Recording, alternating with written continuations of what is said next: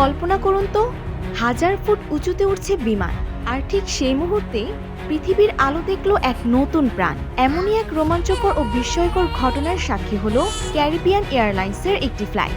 জ্যামাইকার Kingston থেকে new ইয়র্কগামী সেই বিমানে মাঝ আকাশেই প্রসব বেদনা ওঠে এক নারী যাত্রীর। মুহূর্তের মধ্যেই বিমানে ছড়িয়ে পড়ে উত্তেজনা। তবে আতঙ্ক নয়, বরং এয়ারলাইন্স ক্রুদের অসামান্য দক্ষতা আর সাহসিকতায় মাঝ আকাশেই জন্ম নেয় এক সুস্থ ছেলে শিশু। যান্ত্রিক কোলাহল ছাপিয়ে কেবিনে ধ্বনিত হয় নবাগতর কান্না।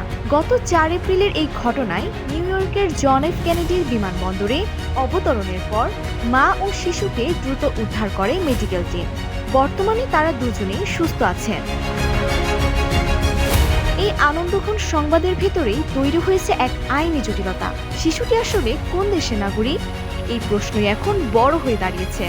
সাধারণত দুটি বিষয়ের উপর এই নাগরিকত্ব নির্ভর করছে। প্রথমত, শিশুটির মা বাবার পরিচয়, এবং দ্বিতীয়ত, জন্মের মুহূর্তে বিমানটি ঠিক কোন দেশের আকাশসীমানায় ছিল। মার্কিন আইন অনুযায়ী শিশুটি আমেরিকান হওয়ার দুটি পথ খোলা আছে। 1, মা কিংবা বাবার মধ্যে অন্তত একজনকে যুক্তরাষ্ট্রের নাগরিক হতে হবে। 2, মা বাবা বিদেশি হলেও শিশুটি যদি মার্কিন আকাশসীমার ভেতরে ভূমিষ্ঠ হয়, তবে সে জন্মসূত্রে স্বয়ংক্রিয়ভাবে যুক্তরাষ্ট্রের নাগরিকত্ব পাওয়ার যোগ্য হবে। কিন্তু এখন প্রশ্ন, জন্মের ঠিক ওই মুহূর্তে বিমানটি কি আমেরিকার সীমান্তে ছিল নাকি আন্তর্জাতিক জলসীমায়? এই ধোঁয়াশা কাটলেই নির্ধারিত হবে মাঝ আকাশে জন্ম নেয়া এই আকাশ বালকের পরিচয়। আপাতত এই রোমাঞ্চকর জন্মকাহিনী নিয়েই সোশ্যাল মিডিয়ায় বইছে আলোচনার ঝড়। Desk report, Bangladesh bulletin.